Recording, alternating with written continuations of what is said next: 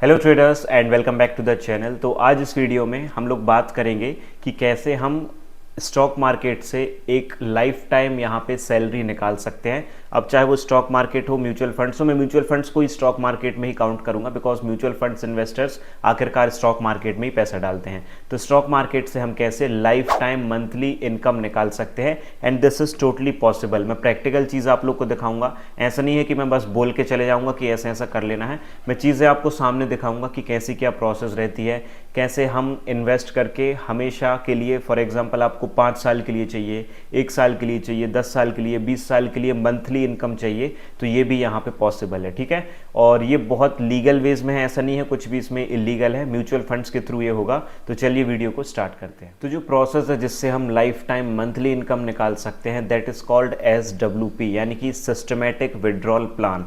अब systematic withdrawal plan आपने SIP सुना होगा, सिस्टमेटिक इन्वेस्टमेंट प्लान, सेम उसी की तरह होता है सिस्टमेटिक विड्रॉल प्लान।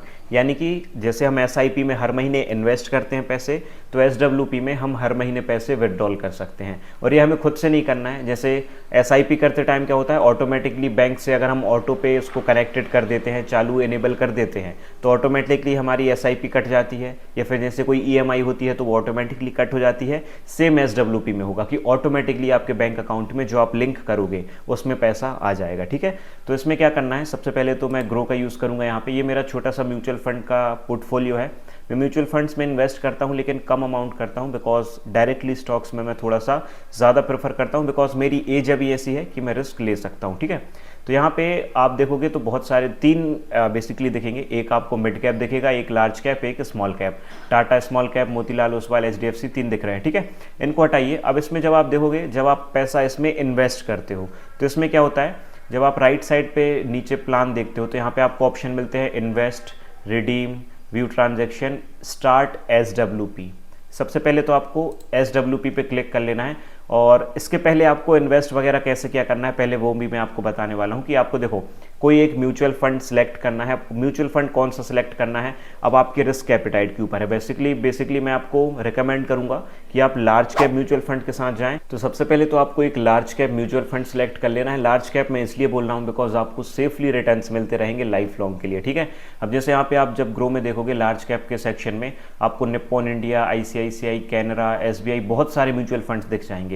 अब फॉर एग्जांपल आप ये निप्पॉन इंडिया का सिलेक्ट कर लेते हो लार्ज कैप। ठीक है, अब इसमें आप जो क्या कर सकते हो, अब इसमें जब आप पैसा इन्वेस्ट करोगे तो आपको वन टाइम इन्वेस्टमेंट करना है। आपको क्या करना है, वन टाइम इन्वेस्टमेंट करना है। मैं आपको कैलकुलेटर पे ले चलता हूँ, ज़्यादा वीडियो को मैं कन्फ्यूजन वे में नहीं ले जाऊँगा। इसमें आपको वन टाइम एक इन्वेस्टमेंट करना पड़ेगा। फॉर एग्जाम्पल आप इन्वेस्ट यहाँ पे करते हो, जैसे कि हम एक एग्जाम्पल ले लेते हैं। ठीक है, एक लमसम अमाउंट आपको थोड़ा सा बड़ा अमाउंट लेना पड़ेगा। ठीक है, ऐसा नहीं है कि हम 5,000, 10,000, 1 लाख, 2 लाख रुपए लगाएंगे और हर महीने हमें एक सैलरी मिलती जाएगी, ऐसा नहीं होगा। आपको एक लमसम अमाउंट लगाना पड़ेगा। फॉर एग्जांपल 10 लाख का, 20 लाख का, जैसे हम यहाँ पे 20 लाख सेलेक्ट कर लेते हैं। ठीक है, कि आपने एक इन्वेस्टमेंट कर दिया। फॉर एग्जांपल निप्पॉन इंडिया के एग्जांपल ले रहे हैं हम यहाँ पे। ठीक है, इसमें आपने इन्वेस्ट कर दिया 20 लाख रुपए, वन टाइम में आपने 20 लाख रुपए डाल दिए। ठीक है, अब यहाँ पे जो आपको विड्रॉल कितना चाहिए महीने का, 10,000 चाहिए, 15,000 चाहिए, 20,000 चाहिए। फॉर एग्जांपल मुझे 20,000 रुपये चाहिए कि यार 20,000 रुपये हर महीने मेरे खाते में ऑटोमेटिकली आते जाएं। ठीक है, पर एनम का हम रिटर्न कितना एक्सपेक्ट करें, यहाँ पे हम इसको 12% रख देंगे। ठीक है, 12 मिनिमम से मिनिमम ले रहे हैं, जो कि निफ्टी का भी रिटर्न है। वैसे हम 15% पे भी करके देखेंगे बट स्टिल हम 12 कर लेते हैं। ठीक है, और जो टाइम पीरियड अब हम यहाँ पे रख देते हैं वो रख देते हैं 10 साल का। ठीक है, हम 10 साल का रख देते हैं, मतलब हम 20 लाख रुपए एक बार में हमने इन्वेस्ट किया। ठीक है, one time investment, Nippon India या फिर कोई भी जो है पर्टिकुलर लार्ज, जैसे मेरे जो म्यूचुअल फंड्स हैं। अब फॉर एग्जांपल मेरे पास मोतीलाल ओसवाल का है। ठीक है, अब इसमें आप देखोगे तो इसने 1 ईयर में कितना रिटर्न दिया है, इसने 57% का दिया है। 3 साल में ऑन एन एवरेज देखो 34% का दिया है। तो इसलिए मैंने यहाँ पे 12% का मिनिमम से मिनिमम लिया है। अगर इसको मैं 15% कर देता हूँ, ठीक है, 20 लाख रुपए एक बार में इन्वेस्ट कर दिया आपने म्यूचुअल फंड में, 20,000 रुपए आपको हर महीने विड्रॉल चाहिए। ये आप 2,000 से लेके जितना भी आपको करना है उतना कर सकते हो, वैसे लिमिट में रखिएगा, नहीं तो ये मैं बताऊंगा आपको आगे क्यों।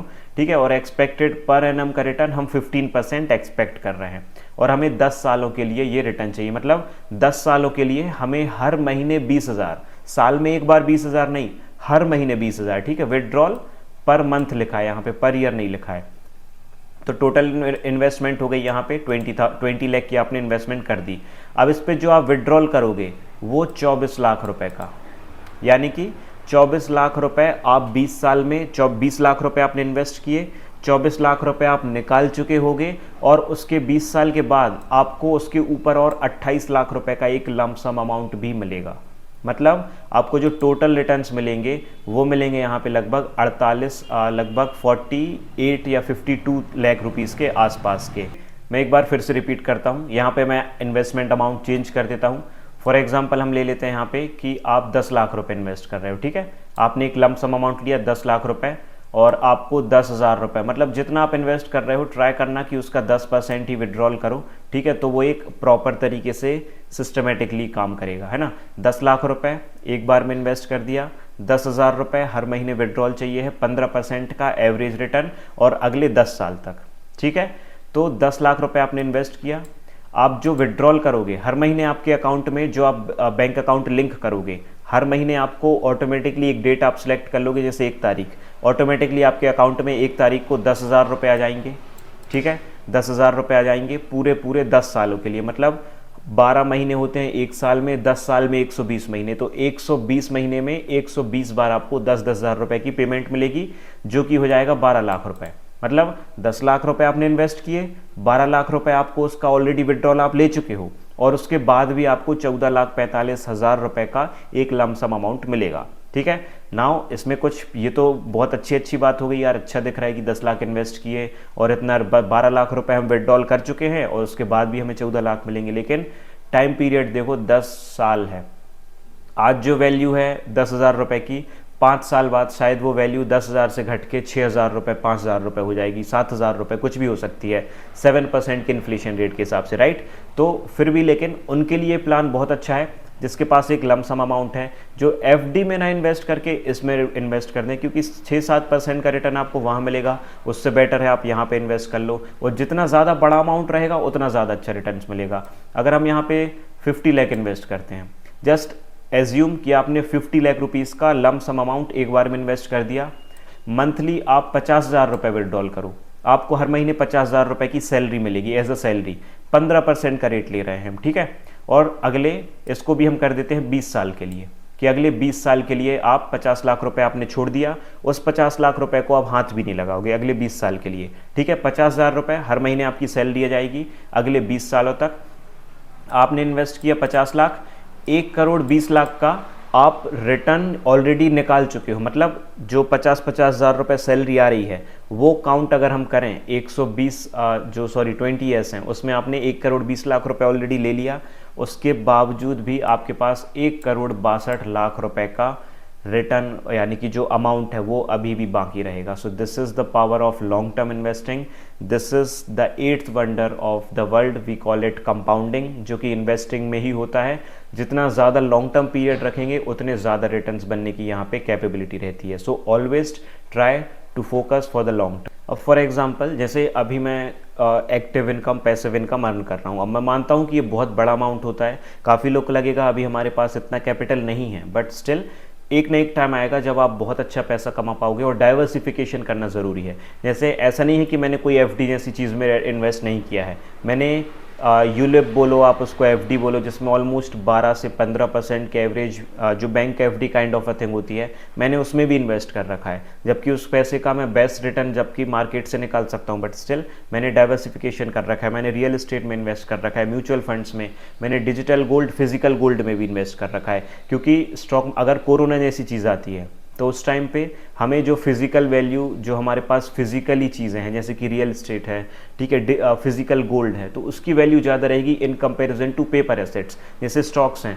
उस टाइम पे अगर हमें पैसा चाहिए भी और अगर कोरोना जैसा क्रैश आ जाता है तो उस टाइम पे हमें इतने ज़्यादा वैल्यू डाउन हो जाएगी कि हम लॉस में भी नहीं बेच पाएंगे, राइट। सो डाइवर्सिफिकेशन भी बहुत ज़्यादा ज़रूरी है। अगर आपके पास एक लमसम अमाउंट आता है, आप उसको एफडी में या किसी प्रॉपर्टी में डालना चाहते हो, बहुत अच्छी बात है, लेकिन अगर कुछ अमाउंट आप इस तरीके से इन्वेस्ट कर सकते हो किसी म्यूचुअल फंड में और SWP एक्टिव करा लेते हो, एक्टिव मतलब वो ऑटोमेटिकली हो जाती है, लेकिन हर एक प्लान के लिए SWP नहीं होता है, तो आप चेक ज़रूर कर लीजिएगा कि उसमें सिस्टमेटिक विड्रॉल प्लान एक्टिव है या फिर इनेबल है या फिर नहीं है। जैसे HDFC का अगर मैं देखूं, यहाँ पे भी SWP है, ठीक है। मतलब यहाँ पे अवेलेबल टू विड्रॉ दिख रहा है। अब मुझे मंथली SIP अमाउंट कितना चाहिए, मुझे मान लो 1000 रुपये चाहिए, ठीक है।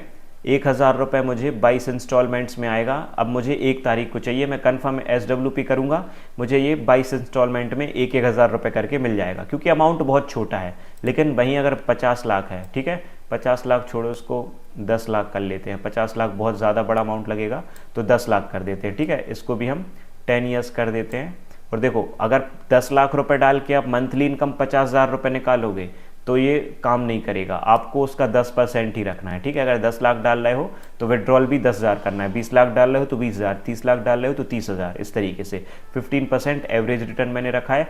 कभी कभी होगा कि जैसे कोरोना के बाद जो रैली आई तो म्यूचुअल फंड्स ने भी 20-25% का रिटर्न दिया। कभी कभी ऐसा टाइम भी आएगा कि 5% का भी रिटर्न देगा। तो हम एक्सपेक्टेड एवरेज रिटर्न ले रहे हैं 15% का, ठीक है।